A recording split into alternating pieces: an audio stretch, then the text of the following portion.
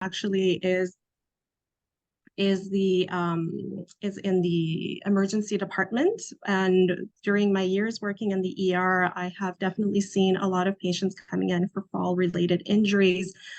And some of them quite serious injuries, such as hip fractures and, head injuries, injuries that would really, really alter their quality of life. So that always, I guess, kind of got struck with me of like, well, what could we have done to be able to prevent this fall?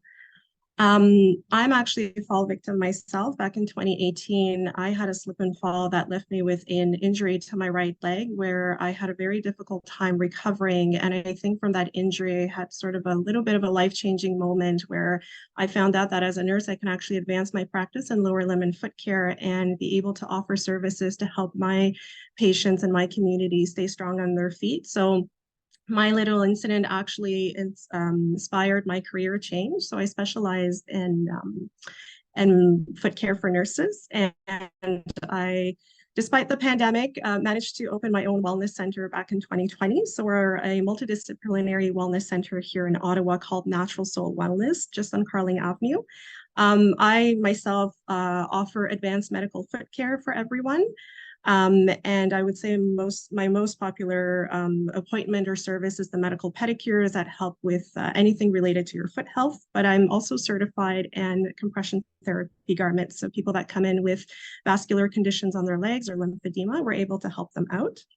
Our clinic also offers footwear assessments, custom orthotics, and different services related to chronic pain management, such as acupuncture, massage therapy, reflexology, laser therapy for pain. And most of these services can actually be covered under private healthcare plans. So I wanted to share some fall statistics. These are Canadian statistics. So falls for many years, but even now, are the leading cause of injury among seniors in Canada. And falls can happen to any age group. So like Sarah said, she had a bad fall. I've fallen a few times while out on the ice with my dog. I'm sure most people who are here have had a fall at least once in the past year. And numbers tell us that 1 in 3 seniors fall annually. Post-fall, seniors tend to stay an average of 10 days longer in the hospital. And this is an interesting statistic because even those people who do fall, often they have a hard time getting up off the floor. And it's 47% of individuals who need help to get up off the floor. Ottawa stats tell us that over 8,200 fall-related visits to the ER department happen every year. And often falls will cause 85% of seniors' injuries related to hospitalization. So not only do you fall and injure yourself, but you have to go to the hospital. 95% of hip fractures are due to falls, and over 30% of long-term care home admissions are due to falls as well. Now, it's good to know that these numbers are here. So we know that falls are common, but also these numbers are an underestimation because not all falls are reported. Not everyone tells someone if they've had a fall. So I imagine these numbers are even higher if we think about that.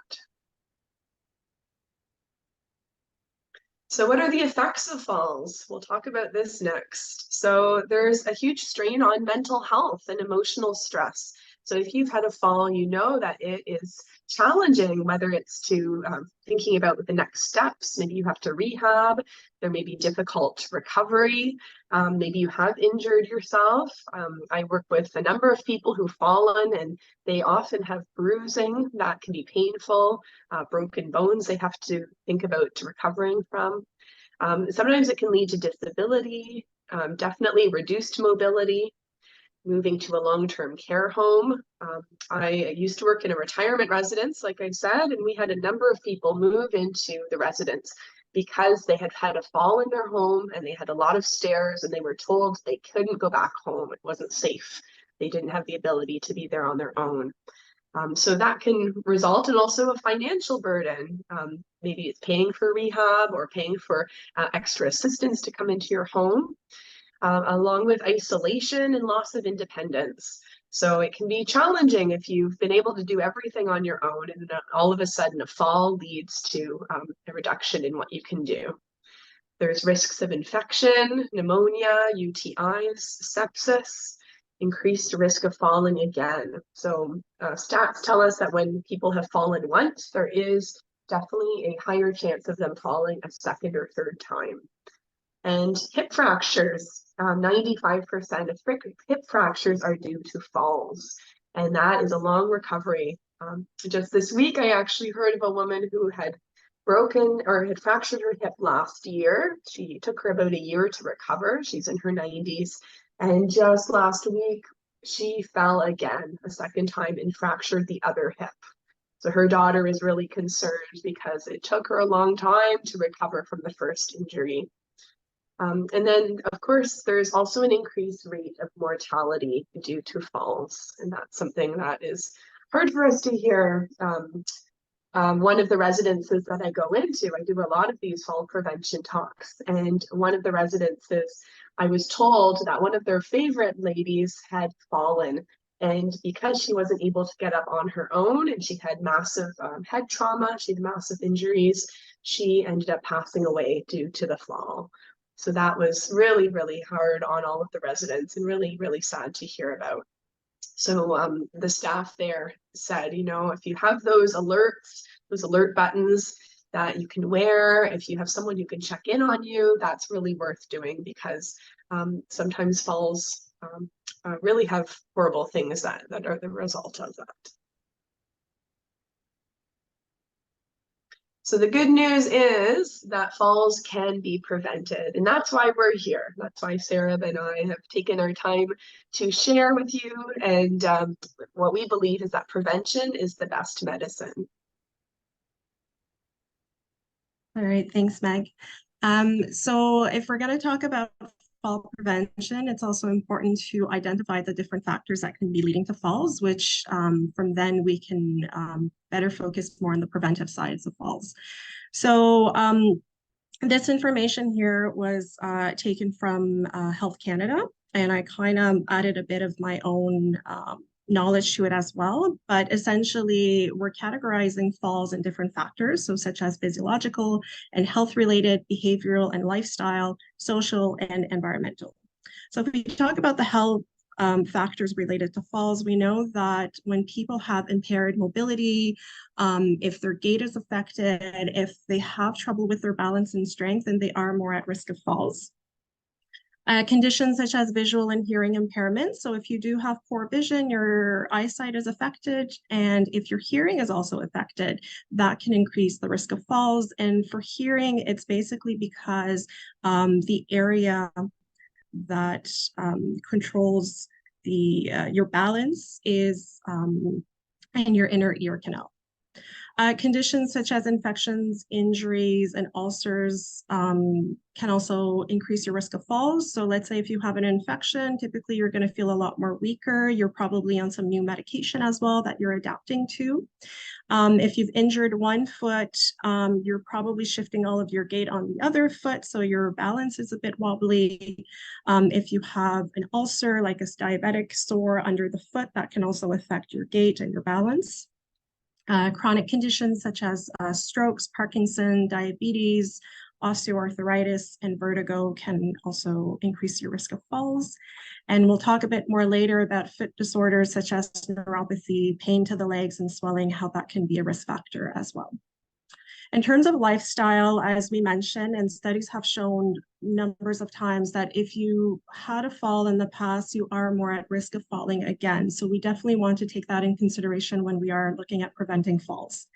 The fear of falling is another risk factor as well, because if you do have a fear of falling, mostly if you've had a fall in the past, then you're not going to be as willing to be able to get up and move around. So by isolating yourself and limiting your mobility, this is actually harming you more because you can create more weaknesses. You can create sort of increase the risk of having, stiff joints. So that reducing your level of activity can also increase your risk of falls. Different medications, such as blood pressure medication that are known to lower the blood pressure, sedatives, over-the-counter medications, laxatives and antidepressants can increase the risk of falls. With blood pressure medication, sometimes patients are on different medications, all at, they might have 2 or 3 blood pressure medications. So it's important not to take them all at the same time, because then you can have a sudden dip in your blood pressure. So those are things that it's important to talk to your pharmacist and see if there are different schedules that can be given for your medication. For laxatives and even diuretics that I didn't put on there, but medications that kind of give you that urge of going to the washroom. Often when people have that urge, then they get up very quickly and they run to the washroom, and that often how falls can happen. For sedatives and certain over-the-counter medication and antidepressants, some of them have side effects that can make you feel a bit more drowsy, a bit more dizzy, which can increase the risk of falls. As we mentioned, so being inactive and not moving a lot can definitely weaken our body, cause muscle weakness as well. And recent hospitalization, often when you're coming out of the hospital, you haven't moved around all that much, but you're also, you're recovering, you're feeling a bit more weak, and you're also adapting to new medication as well. So depending on those side effects, it's important to look into that as well. Poor nutrition and sleep is another factor, and so is alcohol and recreational drugs. For social factors, we know that people who live alone or have a reduced lack of supportive network are more at risk of having a fall. Having unsafe living conditions, and we'll kind of explore that a bit more later in the future slides. Social barriers such as language barriers, restrictions, within the community, or just look at all the restrictions we had during the pandemic. There was definitely, people had just reduced accessibility to different activities within the community. They felt a lot more isolated, so that definitely did increase the risk of falls. Lack of transportation, not being able to, go to community activities, lack of having access to assistive devices is also another risk factor, and so is lack of awareness in the community. And we'll talk about a bit later on how it's important to have these discussions and to, if you do have a fall, to report it, because yes, you can also be preventing it for someone else as well. There are also environmental factors such as, tripping hazards and obstacles in our environment, either indoors or outdoors. And statistics do show that more than 50% of the falls do happen within the person's home. So we'll explore a bit of those environmental preventive tips after that. Stairs is another risk factor. Certain home hazards such as poor lighting, not having a grab bar, if there's poor property maintenance, so those are discussions you can have with your landlord if you live in an apartment or in a condo. And obviously slippery conditions such as our amazing winters here in Ottawa with, ice, snow, rain, all in the same day.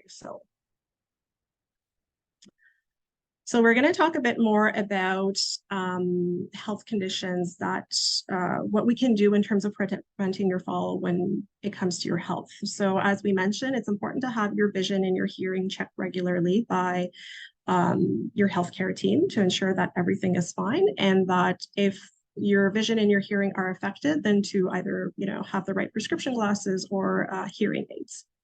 For diabetics, it's important to have your blood sugar checked, because if your blood sugar is too low or too high, you're at risk of having blurry vision, you're at risk of being dizzy and even losing consciousness. And unfortunately, when you do lose consciousness, you are most likely going to have a fall. As we talked about, certain medications that can affect us.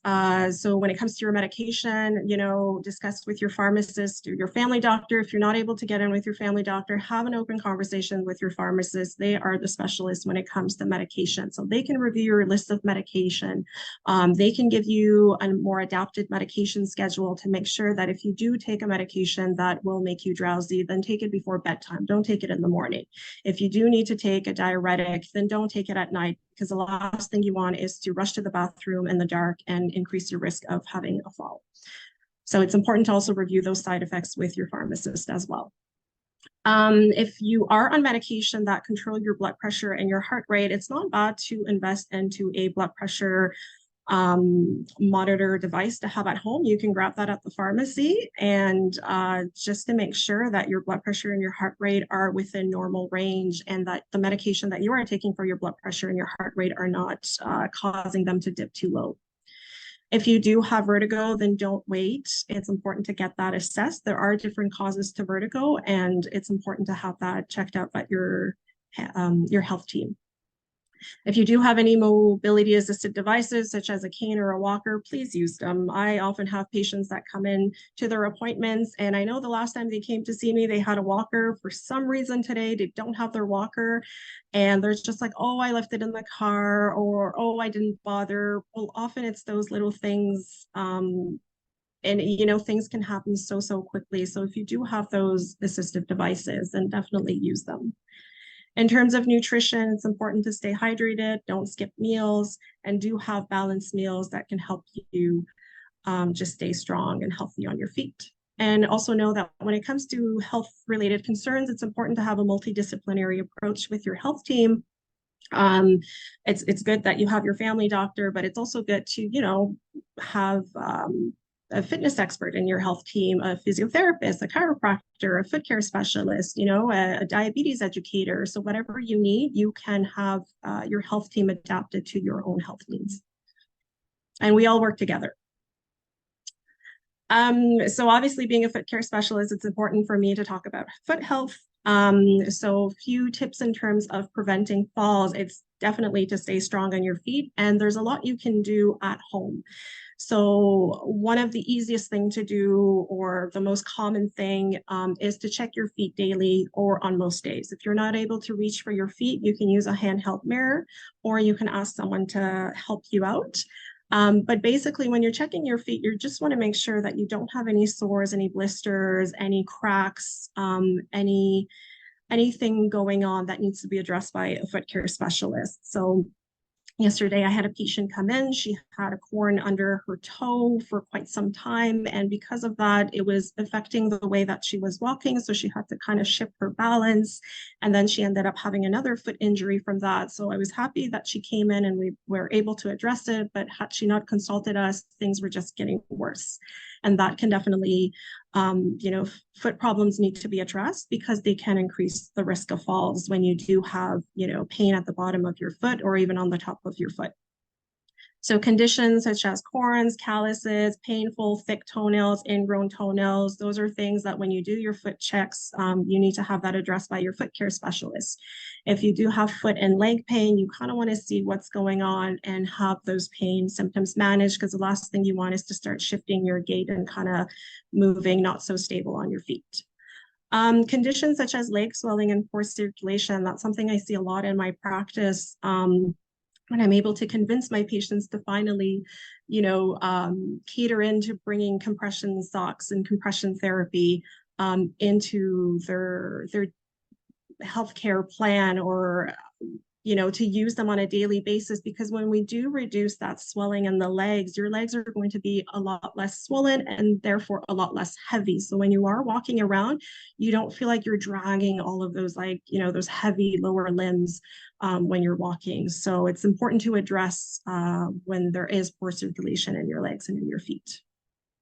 Conditions such as the aging foot, well, one condition that we do see a lot is there's osteoarthritis, but also as the foot is aging, we do have that muscle atrophy and that fat atrophy. So we're losing those fat pads and those muscles at the bottom of the feet. So often when people are walking, they're really walking like bone on ground.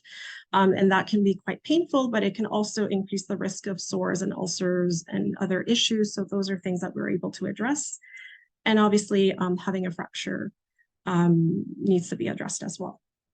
Other conditions such as diabetes, chemotherapy, and some people that do have certain surgeries such as knee surgeries, what we've noticed is that they are at higher risk of developing neuropathy.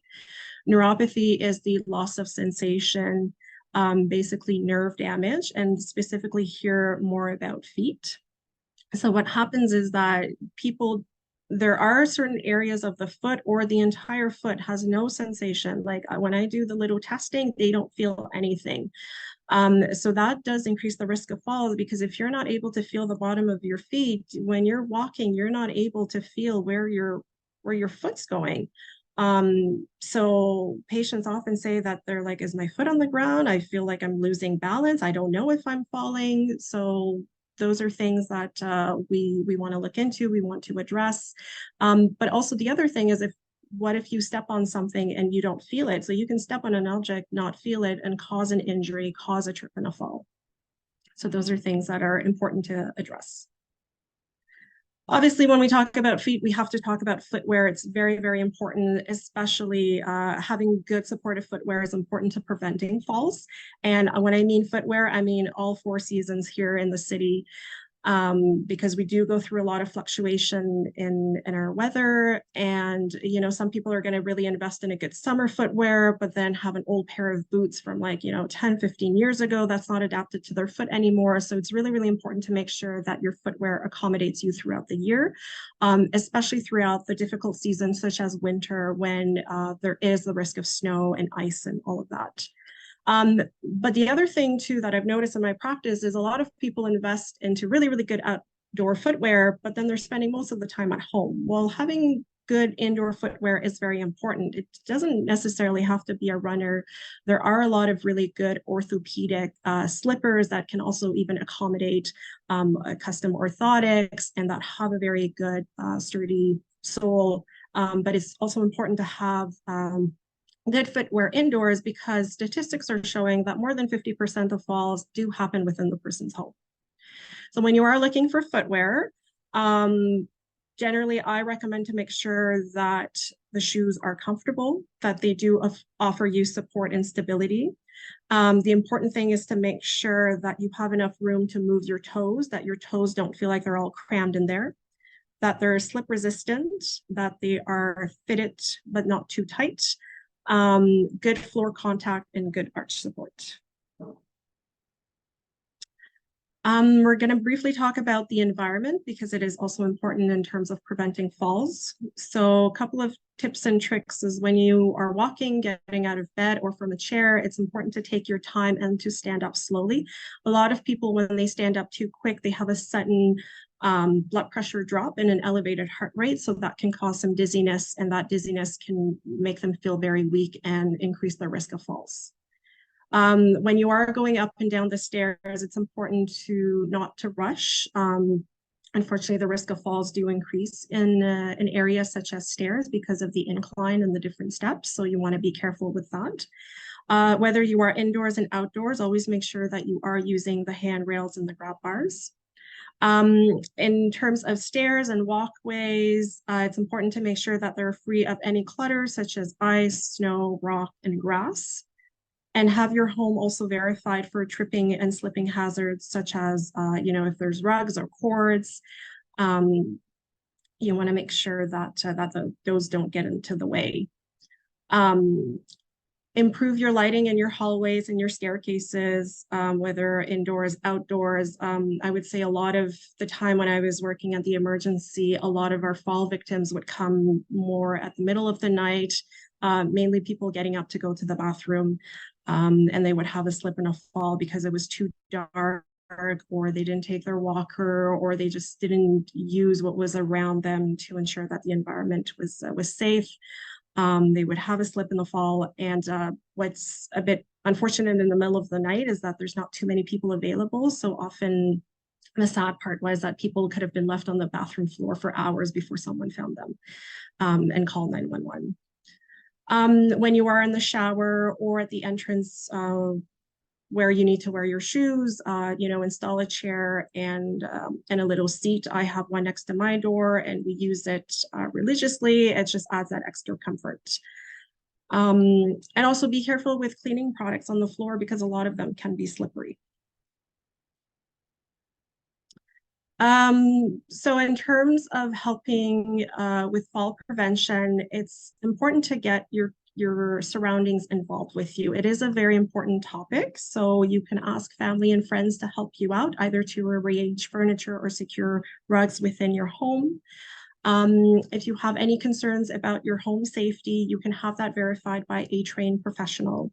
So there are physiotherapists or occupational therapists in the community that can look into coming to your house, doing a home visit, and making sure that everything is safe for you. I put in there the wellness check, so have a family or a friend call you at the same time every day. And again, back when I was working in the emergency room, we would often have people coming in for falls, not because they called 911, but because every day at a certain time, a family member or friend would do a wellness check on them and would call them. And on the day where that person failed to answer their call, they knew that something was wrong. So they called 911, and sure enough, that person had a fall and was rushed to the hospital. So it's good to have those wellness checks because they are life-saving. So at least the person was rushed sooner to the hospital rather than, there are unfortunate stories where you hear that people were on their floors for a couple of days and weren't able to make it. So having those wellness checks are definitely life-saving. With the Ottawa Public Health, they have included some self checklists to see if you're home and in terms of your health, if everything is safe in terms of preventing falls. The other thing too is to talk to your healthcare team. So you can ask for an assessment and you can definitely have open conversations with your family doctor or other professionals in your healthcare team, such as your physiotherapist, your chiropractor, your nurse, your other specialists around you. And there are some community fall prevention programs within your municipality that you can look into. And as Meg had mentioned, those fall alert systems to have around your neck. So these are programmed. And if you have a fall, there's a voice that's going to come in and ask you if you're okay, if you're able to get up. And if you do not answer, they will call 911. They'll dispatch 911 to you immediately. And again, we've had patients that came into their hospital rushed because they had those life-saving systems. And it's good, especially if you're unconscious, then you're not able to ask for help, so those systems are well designed to be able to send paramedics to you quite rapidly.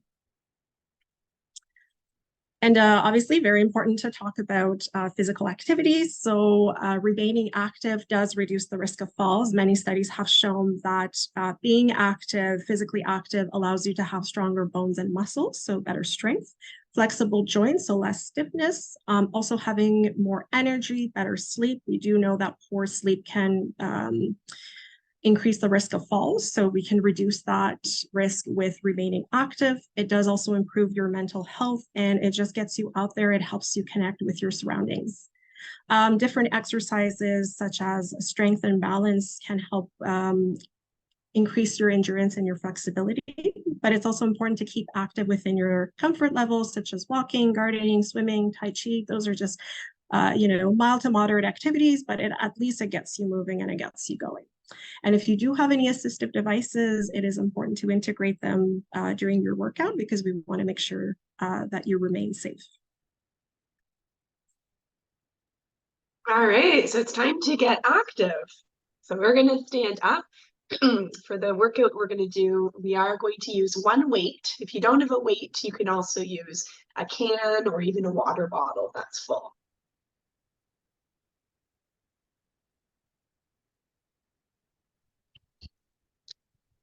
All right, doing a test. Testing 1, 2, 3.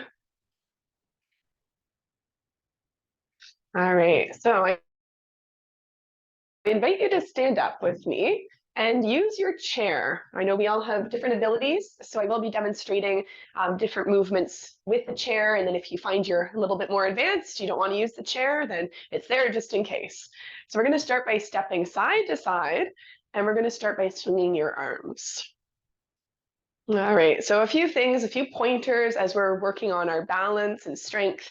We want to be aware of our shoulders. A lot of the time, and maybe even just now, you were leaning over a little bit. So we're going to circle our shoulders back to remind ourselves to stand a little taller.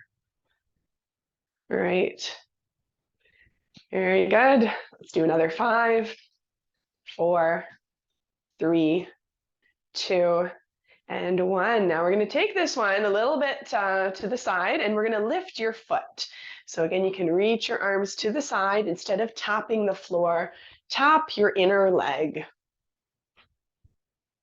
Now, another tip for you is we want to look straight ahead as we're balancing, as we're exercising. I often catch people looking down at their feet because they want to know what they're doing. But instead, I encourage you to find a focal point, something you can look at as you're exercising.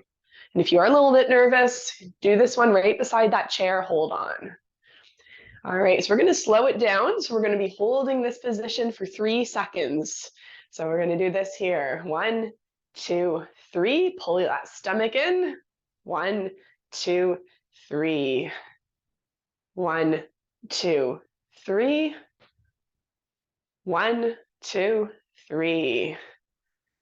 1, 2, 3. 1, 2, 3. One more time each way. Notice how this is going. 2, 3. 1, 2, 3. All right, from here, we're going to bend those knees. This is our hamstring curl. We're going to reach your arms in front and then squeeze back. All right. Now, a good place to do some of these exercises is right at the kitchen sink. So if you are having some coffee, tea, maybe doing some dishes, take a few minutes and do some of these exercises. It's recommended to do balance work at least every day for about 10 to 15 minutes.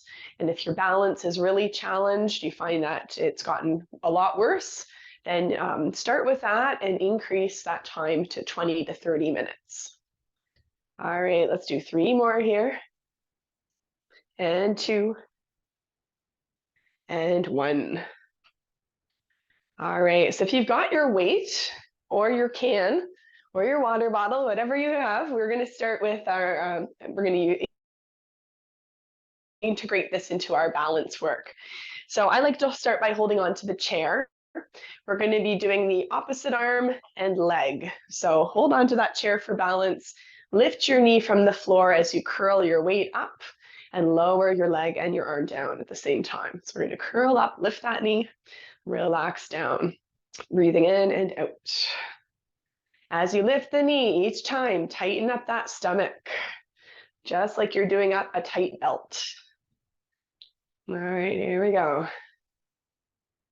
We'll do another 5. If you're finding this is pretty good, you're feeling confident on one leg, then you can lift that arm. And in between is to hold on to the chair with 2 fingers. So just a light touch.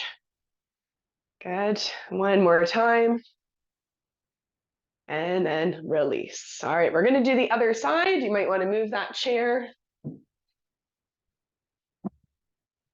All right, good.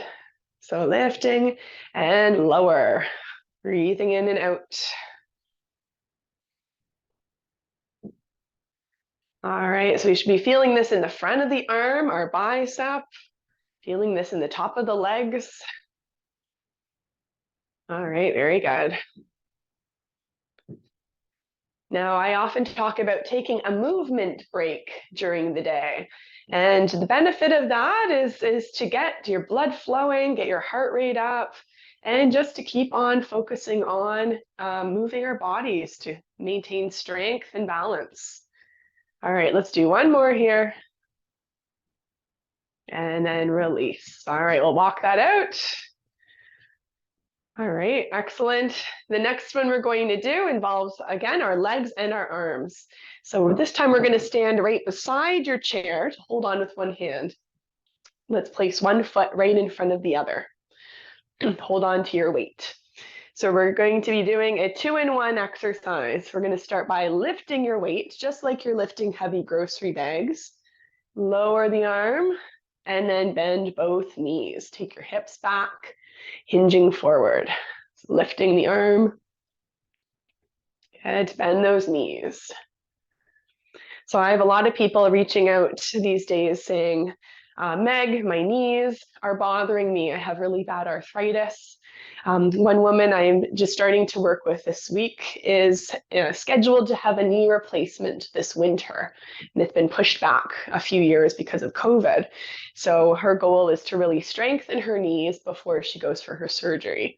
And this is one of the exercises I'm going to be doing with her, because this exercise helps to strengthen the muscles around your knees.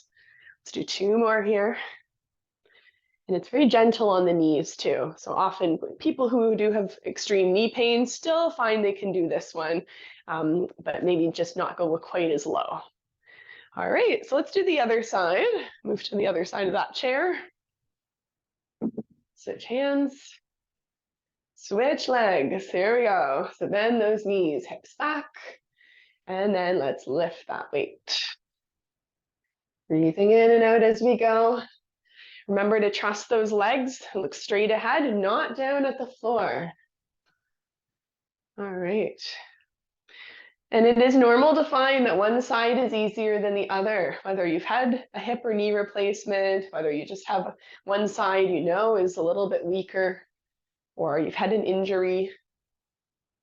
So do what you can. All right, great work. Let's do 3 more. Good, and 2. And 1 more time.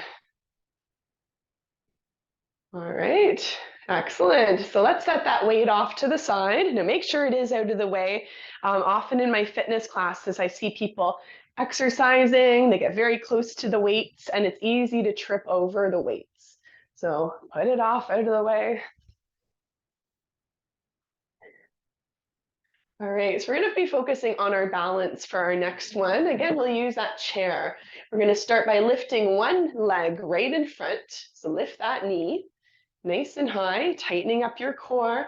And then the same leg, we're going to be extending the leg back behind you. So it's like a swinging motion. So we're lifting up, tighten the core, straighten and lengthen the leg behind you. So inhale and exhale. All right, now again, you can challenge that balance by lifting one hand, lifting a few fingers, maybe both, depending on where you're at today. Good. 5 more. And 4. And 3. Good, 2 more. You should be feeling that in the leg, probably the supporting leg as well. It's normal to also feel that. And then let's lower that leg. Good, let's walk that out. All right, awesome. Let's do the other side, opposite knee, lifting in front, lengthen back. Inhale and exhale. So as you can see, this one is really simple to do, and you can easily do it right at the counter if you have a few minutes. Good. Now today we're just going to be doing a very short strength and balance workout, but if you are interested in improving your balance and your strength for the whole month of October, I am focusing on fall prevention and improving balance inside my AIM Fitness Online membership. So this is the one that you get 33% off just for NAFR members. So if you are interested, you can definitely reach out. I can tell you more details about it. All right, let's lower that foot. Let's walk that out. All right, amazing. Next one we'll do is for hips. Often we have a lot of tightness in our hips from sitting. So we're going to start with your toe. So I want you to lift one heel. Lift that heel from the floor. Your knee is bent. And then we're going to take that knee out to the side. You can either hold on, place your hand on your hip. Okay, so we're swiveling out to the side. This is gentle on the knees. If you've had a hip replacement, just go a little bit less, not quite as far out. The other option is adding your arm. For those of you who want to work on your balance a little bit more, you can choose to lift that foot, lean it against the other leg, do the same motion. So in and out. Again, maybe challenging your balance by holding on with a few fingers, or both arms together. like you're directing the choir. Good. So remember, look straight ahead, tighten up that stomach.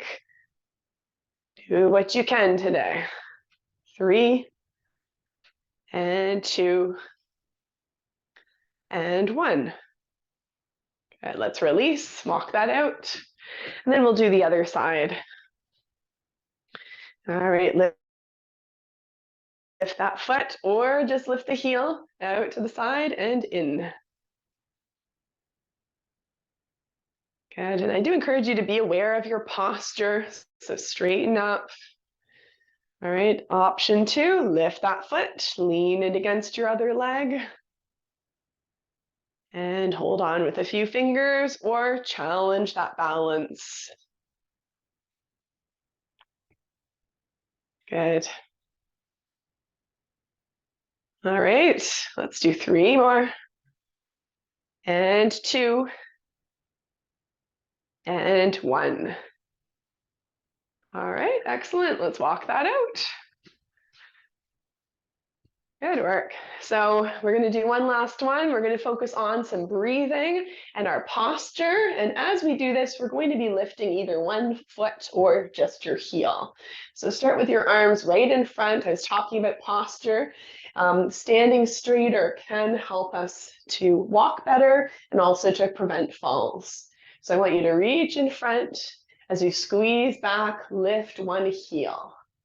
We're going to do the same leg. Option 2 is to lift your foot off the floor.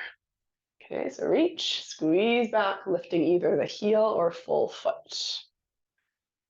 Good. One more, reach and lift. All right, we're going to do the other leg. All right, 5 more. So option 1, breathing in and out, or option 2.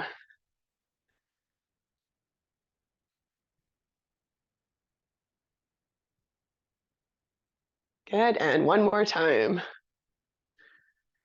All right, wonderful job. So let's give yourselves a hug, pat on your back, and thank you. Thank you for participating with me. So we're going to move over to our Q&A. If anyone has any questions for Sarah or I'm happy to answer any questions you may have.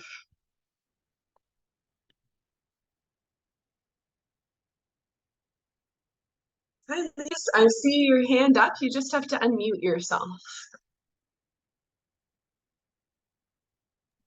It seemed that it was recording what you were giving. It was recording on my computer at the same time, you know.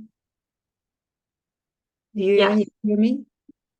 Yes, that's right. So we have recorded the session today. So that means you will get an email with the recording. So you'll be able to go over the information again and follow along with the exercises. Okay. Yes.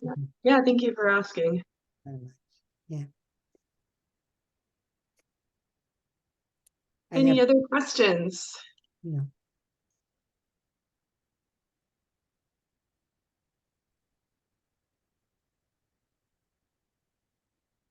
Doesn't look like there's any questions in the chat. So if anyone wants to ask anything, then that's fine. Why don't we go to our last slide in the meantime, Sarah? Yeah, we can. I just want to say that it was great to get us moving this morning, Meg. I don't often think about, in kind of bringing in a little exercise or something like that in the morning, but this was definitely a great stretch. And I like that it was total body, and I like that you also gave option 1 and option 2, because I'm one that really enjoys modifying my workouts. So I think that's really, really important. So we can definitely just touch base a bit, just to kind of basically recap in terms of fall prevention, is to just know that you are never alone, that you do have a support system being able to help you preventing falls, such as participating on a webinar like today. So great for everyone to come in and to learn about fall prevention, but don't let the fear of falling keeping you from being active. So like you saw with Meg's workout, she gave different options, and you're able to accommodate those options to yourself and to your own safety. So definitely safety first. Make sure that you and your health are well taken care of, that your home is safe, and that if needed, you do have assistive devices. And it's important to ask for help. It's important to talk about it, to have open conversations with families and friends that you're comfortable talking about this with.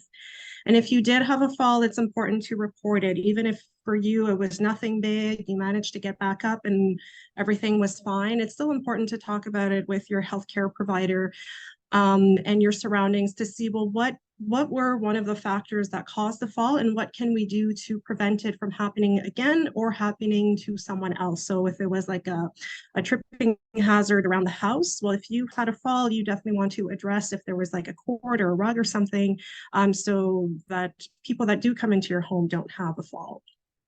And there are different community groups and online resources that I've included here.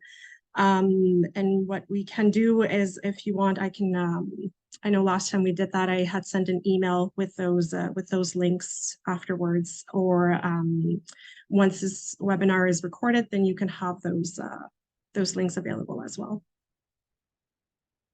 So I can come back to the Q&A because now I think, Meg, I see a couple of questions popping up in the chat box. Yes, yeah, so lots of positive feedback. So thank you everyone for sharing that. One of the questions is, what do you think about bare feet? So why don't we ask our foot care specialist first? Oh. I know there's like mixed schools of thought about being barefoot. I'm not a barefoot person myself, but I think it's important to also see if you do have a foot condition such as a hammer toe, a bunion, if you do have neuropathy and things like that, then it's important to have an adapted and comfortable footwear that is supporting your shoes indoors. Typically, patients with certain foot concerns being barefoot, it's not always the best thing for them. And I do see that in my practice, and often I'll see a patient come in and I'm like, do you walk barefoot indoors? And they're like, yeah, how did you know? Well, because I can see those different pressure points and those corns, those calluses, the skin discoloration. So we can see that happening. But the other thing too is to have some variety as well. So maybe different kinds of slippers. Sometimes you want to be a bit barefoot, but make sure that you at least have something that is strong and supportive for your feet, so you're not always barefoot either. Yeah, that's good. And in terms of exercising, I usually encourage people to wear running shoes, good supportive running shoes when they're exercising, because that again helps to support their feet. So that way, when you're doing that, like the lunge that we did today, bending both knees, you're not putting too much pressure on one foot, or you're not on one side. So that's what I recommend. Well, yeah, I think it's important to see, well, when do you want to be barefoot as well? So what are you doing around the house that you want to be barefoot? If you're going to just watch TV, that's fine. Then let your feet breathe. But if you are going to do some workouts, or you're going to be standing in the kitchen for a little while, or if you're going to be around the house doing some gardening, that's important to keep your feet supported and protected.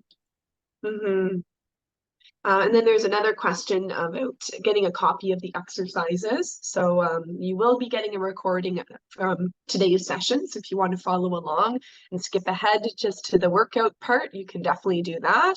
And then what I can do is I can send another a handout with the images of what we've done today as well. So that way you can print it out and follow along right at home. For those of you who are interested in the AIM Fitness online membership, like I mentioned, this whole month we're focusing on fall prevention. And I've put together weekly exercise videos that are 15 to 30 minutes in length. And right this month, they all focus on balance and strength. So I provide lots of resources there as well. And then one thing I will mention, because the next month when I come back, it'll already be done, but I am doing a 5-day fitness challenge for adults 50 plus and retirees. And what this looks like is every day there's going to be a 15-minute exercise video that you can follow along with. How much will it be? How much will it be to class? How much was the price? Oh, so if you're looking at the membership, I'll send an email with the pricing. Because everyone gets 33%.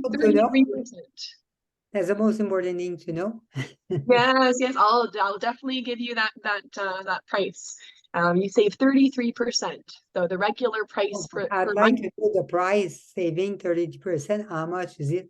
Yes. I'll have to get out my calculator. So I'll send that over in the email. Yeah. That's done? And if you are interested in the 5-day fitness challenge, there is no fee. So you can sign up for that. It's going to be a lot of fun. A lot of my clients love to participate because it gets them thinking about exercising in short bursts of time. It doesn't have to be a full hour, but even 15 minutes makes a really big difference, as you maybe experienced today. Mm-hmm. No, and I can second that because I do have a lot of mutual patients with Meg. A few of my patients are also participants of AIM Fitness. So sometimes they'll come in the clinic and they're like, "Oh, made us work this morning," and so it's fun to catch up and to see people active and taking care of their own health and wellness. And a lot of things. I think what we do, both of us, is really preventative care and just helping people stay strong on their feet. So. Mm. Diana asks, how do we sign up for the 5-day fitness challenge? So I will be sending a link for that. So Antoine will be emailing out the recording from today's session and the attachments and the extras that we talked about. So I'll send that along as well. All right, thank you, Meg and Sarah. Thank you. I'm gonna close this out here. So I just want to thank you, everyone that's still here, for participating in today's webinar. We hope that you got something out of it. And again, thank you, Meg and Sarah, for such an amazing and informative session. And like they mentioned several times, we will be sending out a follow-up email, and it'll include information on how to access the recording and all the information that Meg and Sarah were mentioning. And also it'll include some information about our mega recruitment drive if you're interested in getting some of those prizes.